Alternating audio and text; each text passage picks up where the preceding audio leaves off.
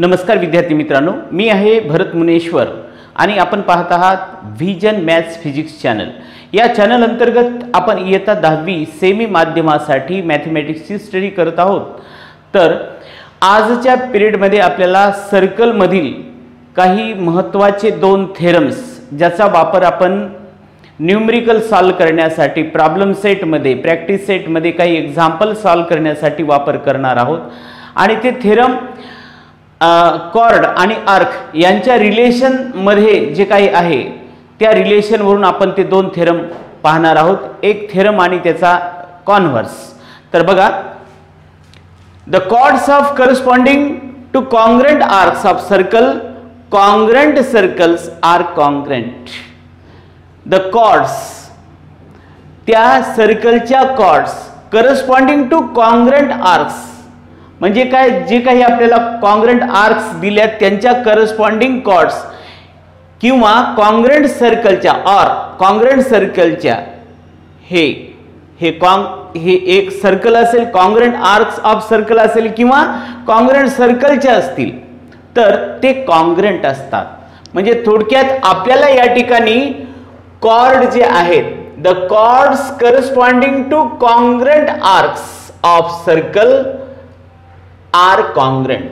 ज्या सर्कलच्या आर्क्स ह्या कॉन्ग्रेंट असतात, ज्या सर्कलच्या किंवा हे कॉन्ग्रेंट सर्कलचे असं आपण म्हणू शकतो। जे आर्क्स जर कॉन्ग्रेंट असतील, आर्क जर कॉन्ग्रेंट असतील तर त्यांच्या करस्पॉन्डिंग कॉर्ड सुद्धा कॉन्ग्रेंट असतात। आर्क जर कॉन्ग्रेंट असतील तर त्यांच्या करस्पॉन्डिंग कॉर्ड सुद्धा कॉन्ग्रेंट असतात। बघा, या ठिकाणी मी आपल्याला समजा असं दिलेलं असेल, मी एक डायग्राम काढलेली आहे। तर ह्या कॉर्ड आहे, ए बी ही कॉर्ड आहे, सी डी ही कॉर्ड आहे आणि आपल्याला यामध्ये काय सांगितलेलं आहे, the chords corresponding to congruent arcs. Congruent arcs कोणते आहेत? कॉन्ग्रेंट आर्क्स समजा ए पी बी ही congruent arcs, A P B congruent arcs C Q D. APB आणि सीक्यूडी ह्या दोन आर्क कॉन्ग्रेंट आहेत, तर त्यांचे करस्पॉन्डिंग कॉर्ड कोणते? ए बी आणि सी डी। हे एपीबी या आर्कचा करस्पॉन्डिंग कॉर्ड कोणता होतो? ए बी। सीक्यूडी या आर्कचा करस्पॉन्डिंग कॉर्ड सी डी। तर हे जर आर्क कॉन्ग्रेंट असतील तर त्यांचे करस्पॉन्डिंग कॉर्ड सुद्धा कॉन्ग्रेंट असतात। हे आपल्याला प्रूव्ह करायचं आहे। मग आता आपल्याला दिलेलं काय ते लिहूया। गिवन काय आहे?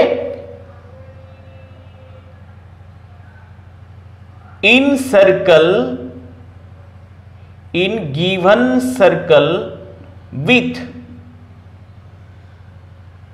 सेंटर ओ, आर्क, आपल्याला दिले हे arc A P Q congruent arc C Q D. हे दोन आर्क आपल्याला कॉन्ग्रेंट दिले, A P B and C Q D हे दोन आर्क आपल्याला कॉन्ग्रेंट दिलेल्या आहेत। असं हे कॉन्ग्रेंट दिलं असेल तर यांचे corresponding chord, A P B चा करस्पॉन्डिंग कॉर्ड कोणता आहे? A B. C Q D चा करस्पॉन्डिंग कॉर्ड कोणता आहे? C D. तर हे दोन कॉर्ड कॉन्ग्रेंट असतात। म्हणजे हे आपल्याला प्रूव्ह करायचं आहे, म्हणून आपण या ठिकाणी लिहूया कॉर्ड ए बी हा याचा करस्पॉन्डिंग कॉर्ड आहे congruent chord. C Q D चा कॉर्ड कोणता आहे? सी क्यू डी या आर्कचा कॉर्ड कोणता होतो? Corresponding C D. हे आपल्याला प्रूव्ह करायचं आहे। आपल्याला काय प्रूव्ह करायचं आता एकदाच बघा। मी काय केलं, याच्यामध्ये काही कन्स्ट्रक्शन केलेलं आहे, A O, O B, O C, O D हे ड्रॉ केलेलं आहे। इथे लिहितो मी ड्रॉइंग सेगमेंट, सर्व लिहितो A O comma O B, A O B O C O and D O एवढे आपण सेगमेंट ड्रॉ केलेले आहेत।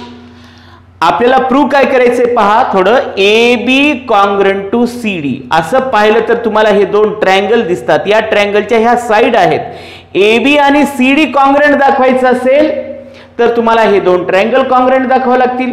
हे दोन ट्रायंगल दाखवण्यासाठी तुमच्याकडे काय आहे गिवन मध्ये त्याच्यावरून बघा. तर ही साइड या साइडशी कॉन्ग्रंट आज दाखवता येते, कारण ह्या AO BO CO आणि DO ह्या सर्व एकाच सर्कलच्या रेडियस आहेत, म्हणून हे याच्याशी कॉन्ग्रंट, हे याच्याशी कॉन्ग्रंट. आता ज्या दोन साइड कॉन्ग्रंट आहेत त्यांचा जो अँगल आहे ते अँगल आपल्याला कॉन्ग्रंट दाखवणं आवश्यक आहे अगोदर.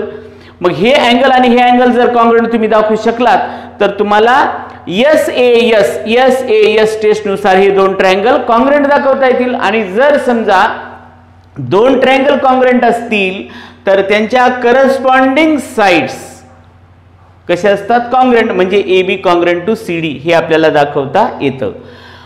बघ आता हे आणि हे चार जे सेगमेंट आहेत हे चारही सेगमेंट एकमेकाला कॉन्ग्रंट आहे. हे काही प्रूव्ह करण्याची गरज नाही, कारण ते आहे ते रेडियस ऑफ सेम सर्कल. पण आपल्याला हे अगोदर दाखवावं लागेल. हे कॉन्ग्रंट आहे अँगल. आता हा अँगल कोणता अँगल झाला, AOB आणि त्याच्यानंतर COD. हा AOB आणि COD हा कोणता आहे, सेंट्रल अँगल AOB. आणि तुम्ही डेफिनेशन पाहिलेली आहे, आपण याचं मेजर आणि याच्या करस्पॉन्डिंग आर्कचं मेजर कसं असतं, सेम असतं. याला म्हणायचं definition of major of minor arc. ही जी प्रॉपर्टी आहे त्याला काय म्हणायचं, definition of major of minor arc. Definition कोणाची, definition of major of minor arc. हे मायनर आर्क आहेत. Definition of major of minor arc नुसार याच मेजरमेंट, याचं मेजर आणि याचं मेजर सेम असतं. मग आता याच्याशी सेम आहे, हे याच्याशी सेम आहे मेजरमेंट. तर आपल्याला दिले काय, AP कॉन्ग्रंट CQD दिलेला आहे. मग हे कॉन्ग्रंट आहे म्हणजे यांचे मेजर सेम आहे, म्हणजे याचं मेजर सेम आहे. तुम्हाला हे arc APB arc congruent CQD असे दिले. मग आपण डेफिनेशन पाहिलं कॉन्ग्रंट आर्कच्या की त्यांचं मेजरमेंट सेम असेल. If the measure of given arc is same and radius are same then the given arcs are congruent. मग इथं कॉन्ग्रंट दिलंय म्हणजे त्याच्या उलट बाजूने बघा. मग हे कॉन्ग्रंट दिलं म्हणजे यांचं मेजर कसं असेल, सेम असेल. मग याचं मेजर APB आणि CQDचं मेजर सेम आहे. मग मेजर जर सेम असेल या दोघांचं तर हा अँगल आणि याचं सेम असतं, याचं सेम असतं. हे जर मेजर सेम असेल तर हे सुद्धा सेम असायला पाहिजे. आणि मग हे आपल्याला दाखवायचं ते आपण प्रूव्ह केलं आणि त्यावरून आपल्याला परत याचा प्रूफ लिहिता येतो. ठीक आहे, आता याचा प्रूफ बघूया. आपल्याला फर्स्ट हे प्रूव्ह करायचं आहे, तर याच्यापासून स्टार्ट करूया. Arc APB congruent arc CQD this is given.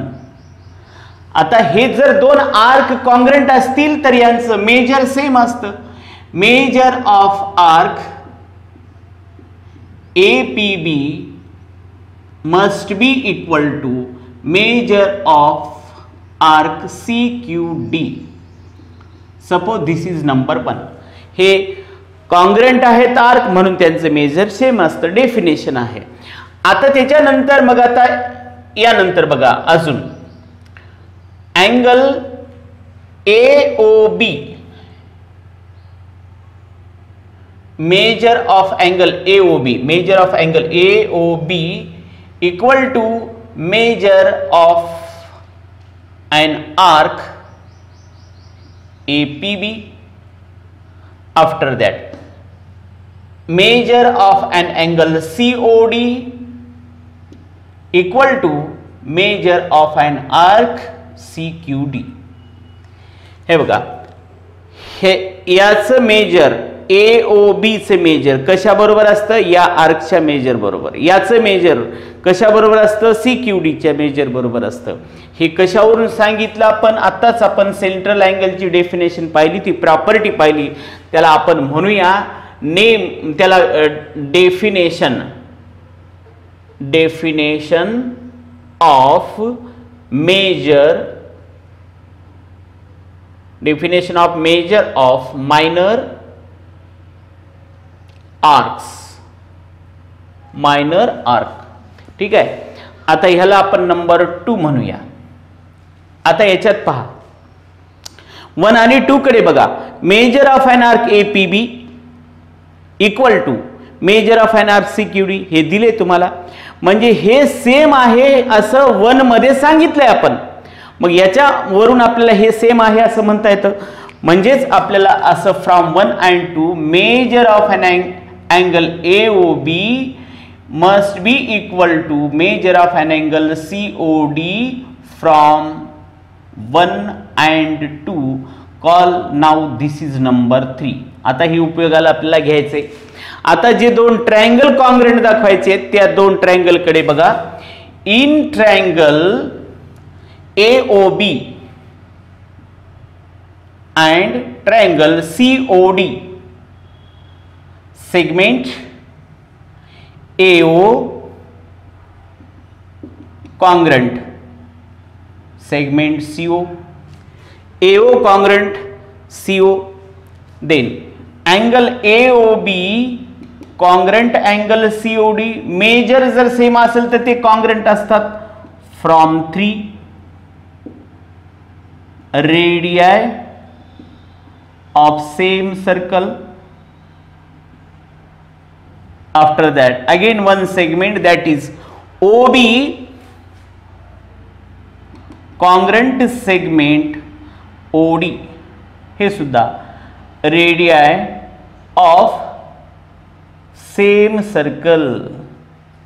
आणि मग SAS टेस्ट नुसार हे दोन triangle congruent. Therefore triangle AOB congruent triangle COD SAS test. आणि जर हे दोन ट्रायंगल कॉन्ग्रुएंट झाले तर आपल्याला 100% सांगता येते याच्या साइड्स जे आहे करस्पॉन्डिंग साइड कॉन्ग्रुएंट असतात. Therefore segment AB congruent segment CD corresponding side of congruent triangle CSCT. आता ह्या सेगमेंट म्हणजेच आपण काय म्हणतो त्याला chord. That is chord AB is congruent to chord CD. अशा प्रकारे अतिशय सोप्या पद्धतीने याला प्रूव्ह करता येतं. आता सेम याचा कॉन्व्हर्स आता बघूया. कॉन्व्हर्स उलट आपल्याला कॉर्ड कॉन्ग्रुएंट दिल्यात आणि आर्क कॉन्ग्रुएंट आहेत हे सांगायचंय. बघा इथं corresponding arcs of congruent chord of circle or congruent circle are congruent. Corresponding arcs ह्या आर्क्स कोणाच्या कॉन्ग्रुएंट कॉर्डच्या करस्पॉन्डिंग ज्या आर्क्स आहेत त्या कॉन्ग्रुएंट असतात हे आपल्याला प्रूव्ह करायचं. म्हणजे याच्या एकदम उलट याचं जे गिवन असतं ते याच्यात प्रूफ टू प्रूव्ह असतं. याच्यात जे टू प्रूव्ह आहे ते याच्यात गिवन असतं. म्हणून आपण या ठिकाणी गिवन मध्ये लिहूया. Given in circle with centre O काय दिले इथं आपल्याला काय कॉन्ग्रुएंट दिलेला आहे. कॉर्ड कॉन्ग्रुएंट दिले. कॉर्ड कोणती घेतली. Chord AB congruent chord CD. तेच सेम आपण फिगर काढली या ठिकाणी. फक्त हे नाव हे फक्त चेंज केले. आणि आता प्रूव्ह काय करायचंय आपल्याला. हे कॉर्ड दिलेले आहेत. मग कॉर्ड दिल्याच्या नंतर आपल्याला काय प्रूव्ह करायचंय. आर्क म्हणजे आर्क AMB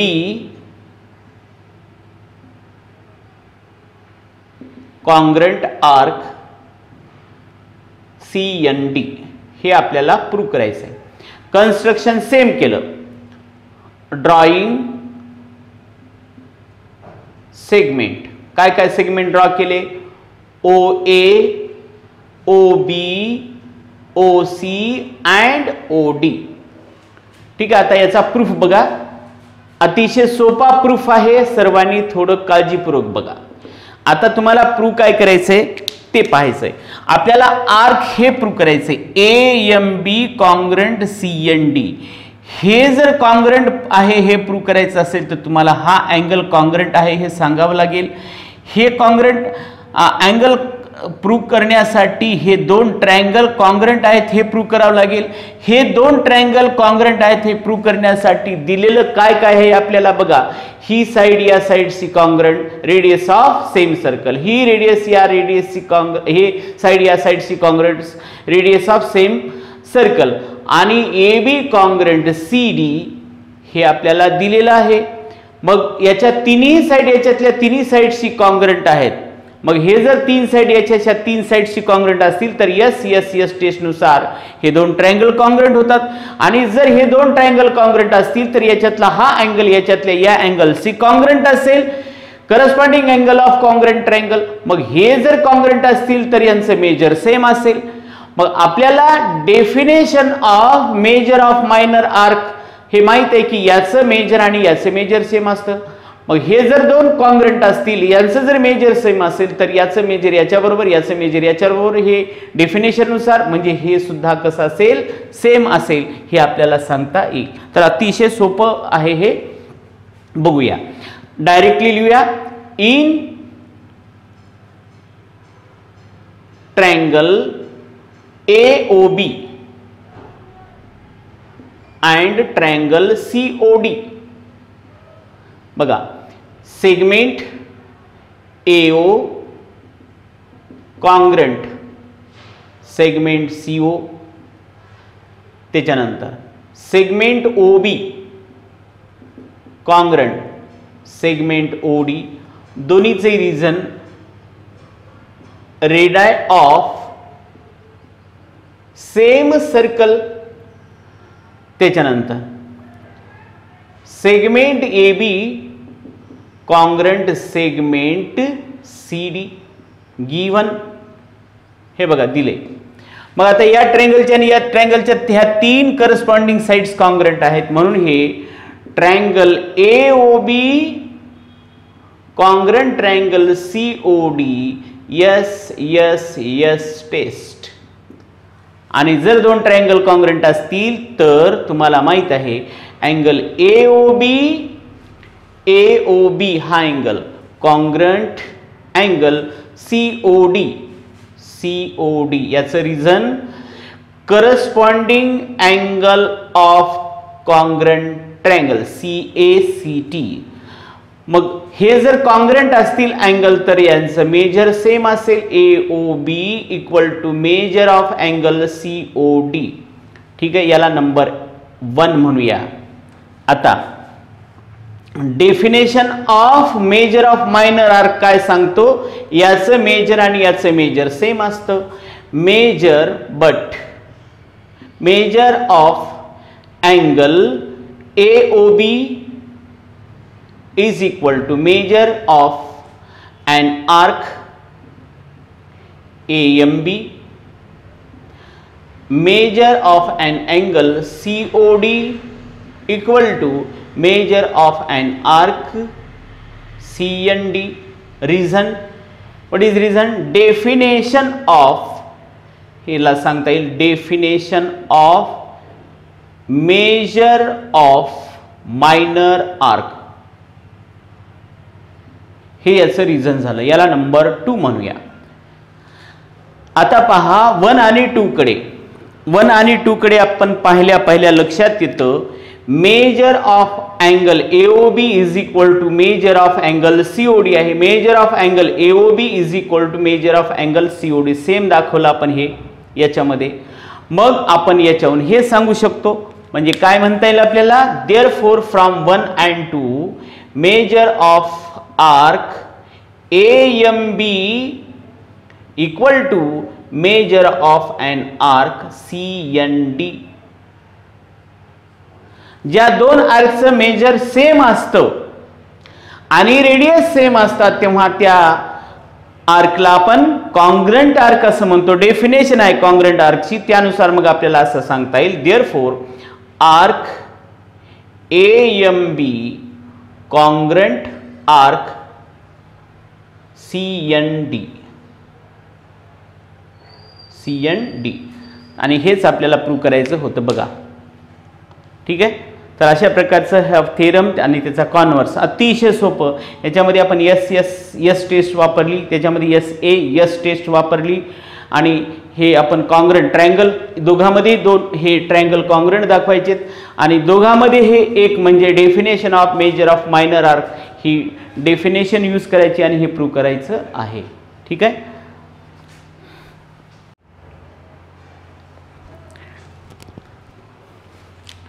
बघा प्रॅक्टिस सेट 3.3 मधलं एक्झाम्पल, फर्स्ट एक्झाम्पल. हे सर्व एक्झाम्पल यामधले बेसिक कन्सेप्ट आपण यापूर्वी जे पाहिलेत त्याच्यावर आधारित आहेत आणि म्हणून ते जर आपल्याला व्यवस्थित समजले असतील तर एक्झाम्पल हे सहज सोडवता येतात. पहा, in figure points G D E F are cyclic points. Cyclic points, the points which are lying on the circle are cyclic. So these are the cyclic points of a circle with a center C, ज्या सर्कलचं centre C आहे आणि ECF हा angle दिला 70 चा. Major of arc DGF हे आर्कचं major दिलं 200 and arc DE आपल्याला find out करायचं आहे आणि त्याचबरोबर आर्क DEF सुद्धा फाइंड आउट करायचं आहे. मग आता हे फाइंड आउट करण्यासाठी बघा DE फाइंड आउट करायचे तर तुम्हाला एकूण आर्क ही दिलेला आहे. हे एवढं जर माहित असेल तर तुम्हाला 360 मधून एवढं मायनस केलं म्हणजे याचं मेजर मिळेल. मग हे काढण्यासाठी हे दिलेलं नाही पण हे काढण्यासाठी तुम्हाला तुमच्याकडे एक डेफिनेशन आहे, definition of major of minor arc. हे जे अँगल असतं तेच ते अँगलचे मेजर असतं तेच याचं मेजर असतं म्हणून हे 70 आहे. हे 70 हे 200. टोटल मेजर ऑफ सर्कल किती असतं 360 मधून हे 200 आणि हे 70 काढून टाका म्हणजे राहिलेलं मेजर कोणाचं असेल DEचं. याप्रमाणे DEचं मिळाल्याच्या नंतर आता बाकी कोणाचं काढायचं DEF हे तर आता आपण काढलेलंच आहे. हे माहित आहे 70 या दोघांची ॲडिशन केली की तुम्हाला DEF मिळेल. अतिशय सोपं आहे पण मुलं हे सर्कलचं दिसले की ते एक्झाम्पल सॉल्वच करत नाहीत. त्याच्यामुळं हे फक्त कन्सेप्ट समजले की एक्झाम्पल सहज सोडवता येतात. तर आपण हे स्टार्ट करूया सोडवण्यासाठी. बघा अगोदर हे माप मेजर काढून घेऊया. Measure of angle ECF is equal to measure of an arc EF. इथं स्पष्ट रिझन लिहू. डेफिनेशन जे आहे ते definition of major of minor arc. ठीक आहे. हे आपण या ठिकाणी लिहिलेलं आहे सेम असतं. But measure of an angle ECF is given that is 70 degree which is given. Therefore measure of an arc EF must be equal to what? 70. So suppose this is number 1. हे आपल्याला use करायचंच आहे. ठीक आहे. आता measure of arc DE plus measure of arc EF plus measure of arc what DGF is equal to what. हे DEचं measure EFचं मेजर प्लस याचं मेजर म्हणजे पूर्ण सर्कल मेजर ऑफ सर्कल.